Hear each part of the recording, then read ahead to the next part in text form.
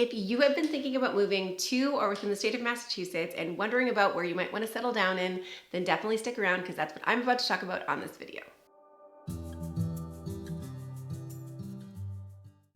Hey there, welcome to my channel. My name is Heather. I'm a realtor here in the state of Massachusetts with Next Home Signature Realty, and today we're going to talk to you about living in Attleboro, Massachusetts.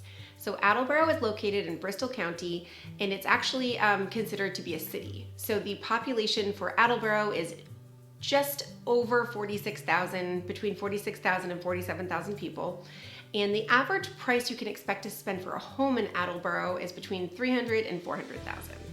Currently, at the time I'm making this video, there are 19 single-family homes for sale in Attleboro, and I'm just gonna flip my screen around so that I can show you exactly what's for sale at the time I'm making this video, and we can go over it together. So right now, as you can see here, we have 19 results for homes for sale in Attleboro.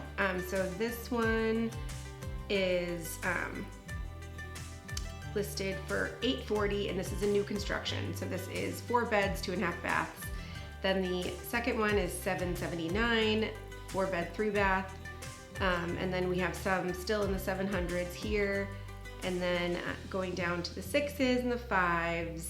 And then this one's $559. It's a 3 bed, 2 bath.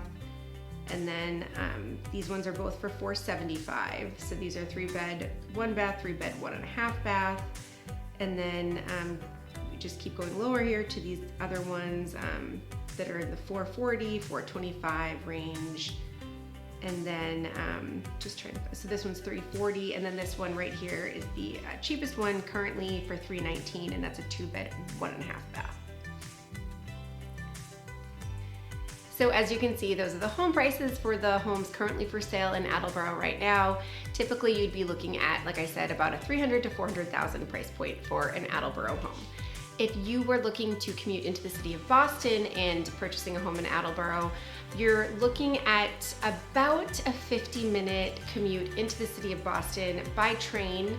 Attleboro does have a train station right there in Attleboro, so you would just be able to go right over to the commuter rail right there, park, and then hop on the train, and then about 50 minutes, give or take, you'd be in the city of Boston.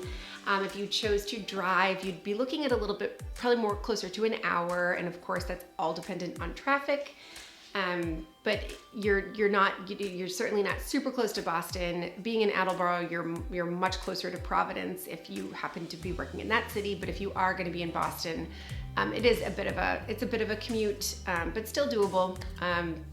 You know, if you take it by train, it's under an hour, which is good. So, moving on to the school systems. So Attleboro school systems, they have 1 early learning center, and then they actually have 5 elementary schools within Attleboro, just because it's a city and it's so large.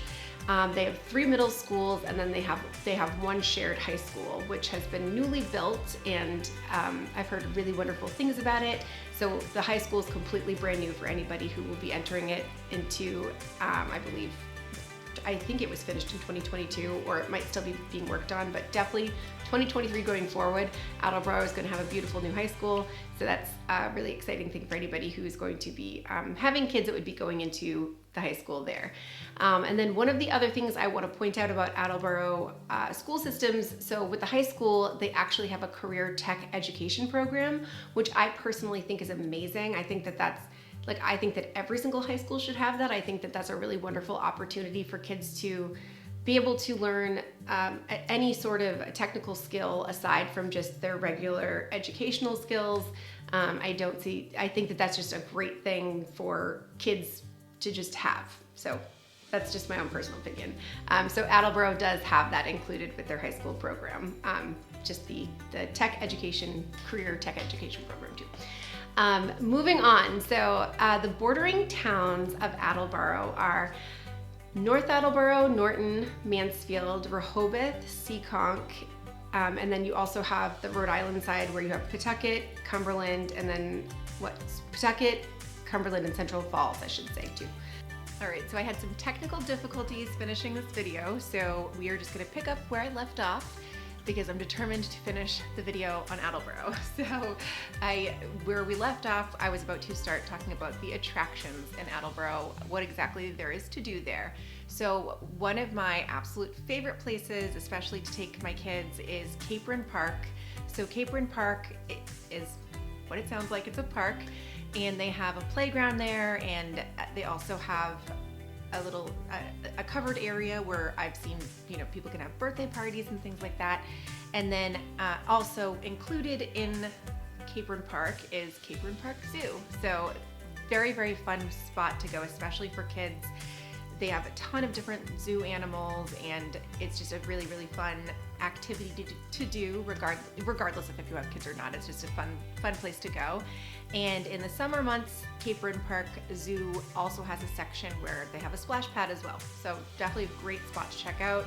Really beautiful place to just go for a walk, have a picnic, playground, zoo, awesome spot all around.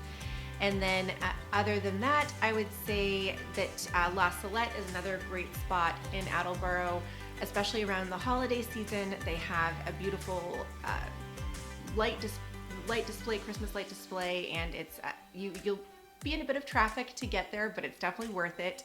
And you just get out and you can walk around and see all the beautiful different lights. It's definitely worth a trip there, in my opinion, at least. And moving on from that, Attleboro has some great restaurants, great places to go grab a bite to eat. So I'm just gonna list off some of my favorites. So the first one I would say would be Mediterranean Bar and Grill, and kind of going off of that one would be their sister restaurant of Briggs Corner Pizzeria.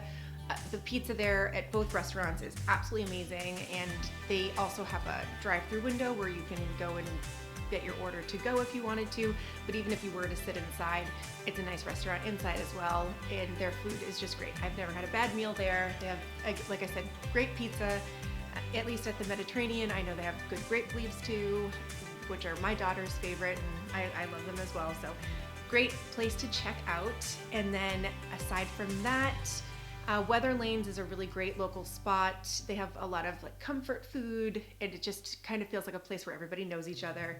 Very cute place to go and grab a bite to eat. And then last but not least, the Blackington Inn is a great restaurant. Also, you could do events there as well.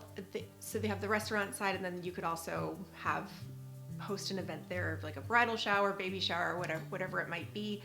And then if you were to, also I've been to a baby shower once where they actually had the quiches that they picked up from the Blackington Inn and brought them to the baby shower location, and they were the best quiches I've ever had in my life. So I just point that out there. Great spot to either dine in or have an event, or even take out if you're having an event somewhere else. So that is going to wrap it up for me with this video. And if you have any questions about moving to or within the area, please don't hesitate to reach out to me. If you have not yet subscribed, go ahead and subscribe to the channel so you're notified when I post my next video. And other than that, that's it. So I hope you're having a great day. Thank you for watching.